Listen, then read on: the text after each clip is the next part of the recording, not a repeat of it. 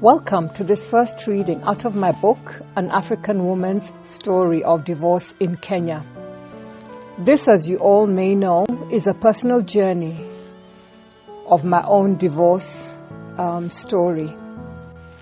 I am dedicating this to all women who are hurting in any way whatsoever, especially to those who are walking down this road. I've been so honored for those of you who've shared your journeys with me. And what I do want to say is, you know what? It's going to be okay. Trust and believe it will be okay. The dedication is actually a song written by Selah. It's called A Broken Road. And I will just read this out to you. Do listen to the words. I found them extremely encouraging. And they gave me hope. And I knew by the end of it all that, yes, it will be fine. Broken Road by Selah. I set out on a narrow way many years ago, hoping I would find true love along the broken road.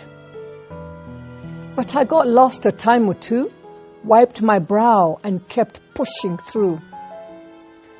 I just couldn't see how every sign pointed straight to you. Every long lost dream led me to where you are. Others who broke my heart, they were like northern stars, pointing me on my way into your loving arms. This much I know is true, that God blessed the broken road that led me straight to you. I think about the years I spent just passing through. I'd love to have the time I lost and give it back to you. But you just smile and you take my hand. You've been there. You understand. It's all part of a grander plan that is coming true. Every long lost dream led me to where you are. Others who broke my heart, they were like northern stars, pointing me on my way into your loving arms. This much I know is true, that God blessed the broken road that led me straight to you. Now I'm just rolling home into my lover's arms. This much I know is true, that God blessed the broken road that led me straight to you. May you be so blessed as you journey down this road. Whether it's divorce or separation, whatever pain you're in, you are on a broken road.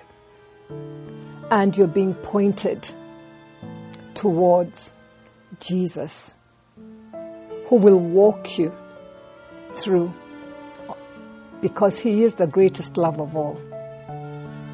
Without him, I would not have made it through. And you know, man will let you down. He'll always let you down. Man will.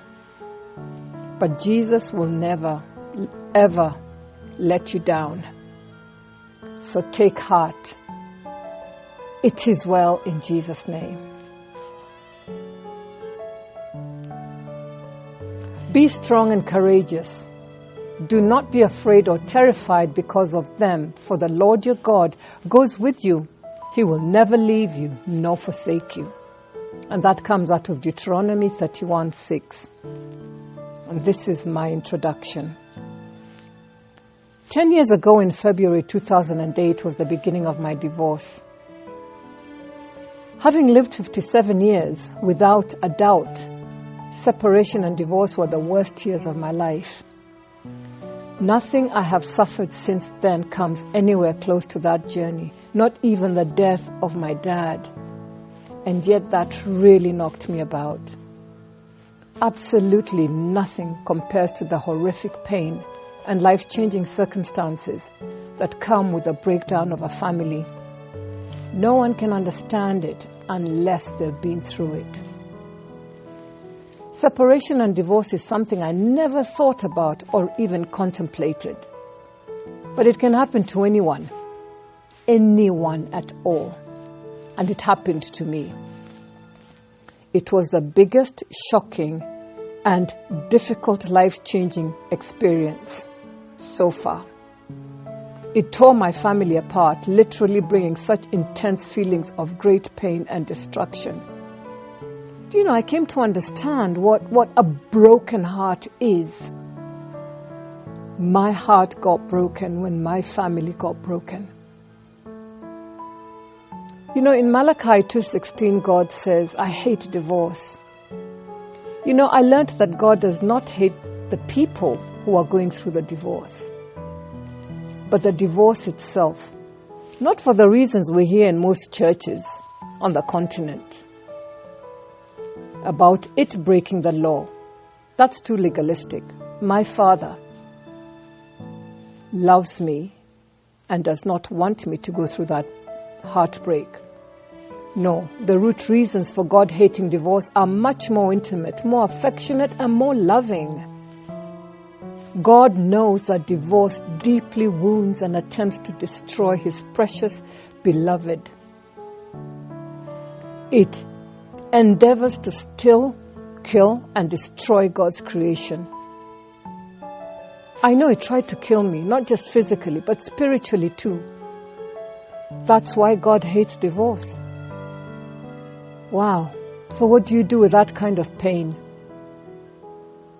Accompanied by rejection, abandonment, anger, loneliness. I took it to God, and He formed something beautiful out of the ashes. There was a supernatural gift in divorce, ironic as it may sound. When I felt most abandoned, ashamed, and betrayed in this life, only God the Father was able to lift me out of the darkness, giving me an even better future. I couldn't see it then, but I see it now. The past is gone, and the future I know is even better than what I have ever experienced in my past. In Isaiah calls God the Father of the fatherless. I realized the death of my Heavenly Father's profound provision for me and my daughter in the place of my ex-husband. And Isaiah tells us, do not be afraid. You will not suffer shame. Do not fear disgrace. You will not be humiliated. You will forget the shame of your youth and remember no more the reproach of your widowhood. For your Maker is your husband. Ladies, my purpose, prayer, and desire for sharing my journey is so that you can make the decision not to stay stuck in your pain and confusion and anger. You can choose to take steps in a journey that may start with the deepest of pains, but that can eventually end in healing, restoration, and wholeness, turning your life around to an exciting new beginning. Healing and forgiveness can only happen by walking with God and allowing Him to help you through this journey. I would not have recovered from the trauma and pain of my broken dreams for my family if God had not walked with me. As I wrap these thoughts, I must stress that I believe God created marriage as a covenant to last for the lifetime of the couple and family. And I believe God would have wanted my marriage to be healthy and remain intact. But life happened, and we know life happens. But He picked me up and carried me, giving me a new life.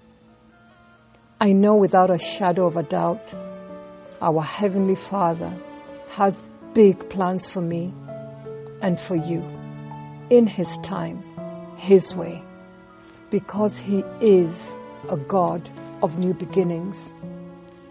May you be so blessed as you go down this road. Loads and loads of love. Shibero.